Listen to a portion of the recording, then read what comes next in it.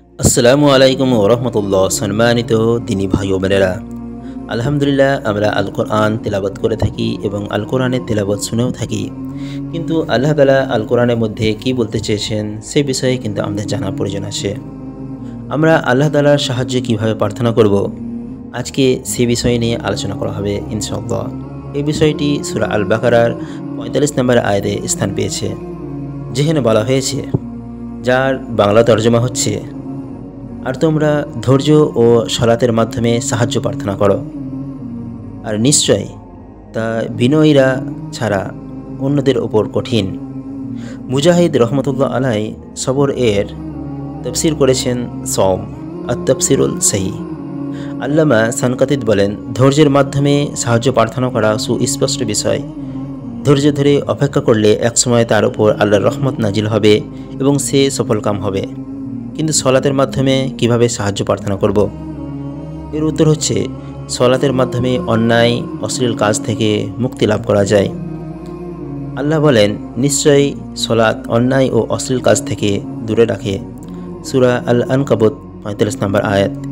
এটা একটি বিরাট সাহায্য। তাছাড়া সলাতের মাধ্যমে রিজিকের মধ্যে প্রশস্তি আসে। আল্লাহ বলেন, আর তোমার পরিবার পরিজনকে নামাজের নির্দেশ দাও, আর তাতে অবিচল থাকো। তোমার কাছে আমি রিজিক চাই না, আমি তোমাকে রিজিক দিয়ে থাকি। উত্তম পরিণাম মুত্তাকিদের জন্য নির্দিষ্ট। সূরা তহা ১৩২ নম্বর আয়াত। আর এই জন্যেই রাসূলুল্লাহ সাল্লাল্লাহু আলাইহি ওয়াসাল্লাম যখন কোনো সময় সমস্যায় পড়তেন বা চিন্তাগ্রস্ত হতেন, তখনই তিনি সলাতে দাঁড়িয়ে যেতেন। মুসনাদে আহমদ ৫ম খণ্ড ৩৮৮ নম্বর হাদিস। সুতরাং যে কোনো বিপদ আপদে ও সমস্যায় সলাতে দাঁড়িয়ে আল্লাহর সাথে সম্পর্কটা তাজা করে নেওয়ার মাধ্যমে সাহায্য লাভ করা যেতে পারে। সালফে সালেহিন তথা সাহাবা তাবেঈন ও সত্যনিষ্ঠা ইমামগণ থেকে এ ব্যাপারে বহু ঘটনা বর্ণিত আছে। ইবনে আব্বাস রাদিয়াল্লাহু তাআলা আনহুমার নিকট তার ভাই উসাম এর মৃত্যুর খবর পৌঁছালো। তিনি তখন সফর অবস্থায় ছিলেন। তিনি তার বাহন থেকে নেমে ২ রাকাত সালাত আদায় করলেন এবং এই আয়াত তেলাওয়াত করলেন। তাবারি।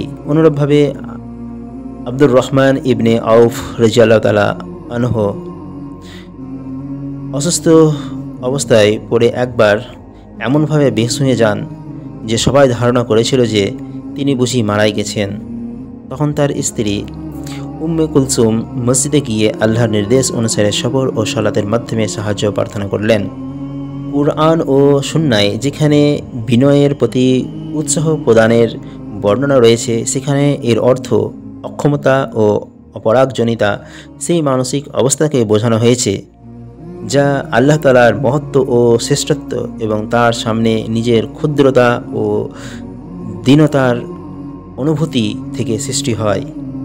এর ফলে ইবাদত সহজতর হয়ে যায়। কখনো এর লক্ষণাদি দেহ প্রকাশ পেতে থাকে, তখন সে শিষ্টাচার সম্পন্ন, বিনম্র ও কোমল মন বলে পরিদিষ্ট হয়। যদি হৃদয়ে আল্লাহভীতি ও নম্রতা না থাকে, মানুষ বাহ্যিকভাবে যতই শিষ্টাচারের অধিকারী বা বিনম্র হোক না কেন, প্রকৃত প্রস্তাবে সে বিনয়ের অধিকারী হয় না। বিনয়ের লক্ষণাদি ইচ্ছাকৃতভাবে প্রকাশ করাও বাঞ্ছনীয় নয়। উমর রাদিয়াল্লাহু তাআলা আনহু একবার এক যুবককে নতশিরে বসে থাকতে দেখে বললেন, মাথা উঠাও, বিনয়ী হৃদয়ে অবস্থান করো। ইব্রাহিম নাখঈ রাহিমাহুল্লাহ বলেন, মোটা কাপড় পরা, মোটা খাওয়া এবং মাথা নত করে থাকাই বিনয়ী নয়।